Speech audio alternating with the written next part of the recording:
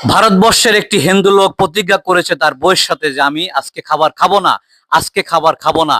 বাড়ি থেকে চলে গেল একটা জঙ্গলের ভিতরে। সেই জঙ্গলের ভিতরে বড় একটি গাছের ডালে বসে সে বলল, আজকে খাবো না, ভগবান আমাকে কিভাবে খাওয়ায়।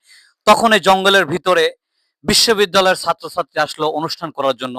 রান্না বান্না হয়ে গেল, খাবে। এই মুহূর্তে ওই জঙ্গলের পাশে বড় একটি বাঘ গর্জন দিয়ে উঠলো। তখন ওই গর্জন শুনে ছাত্রছাত্রী মাস্টারেরা জীবন বাঁচানোর জন্য ওইখান থেকে অন্য জায়গায় চলে গেল। খাবার ওইখানে ওইভাবেই থাকলো। কিছুক্ষণ পর একটি ডাকাতের দল ওই দিক দিয়ে যাচ্ছে।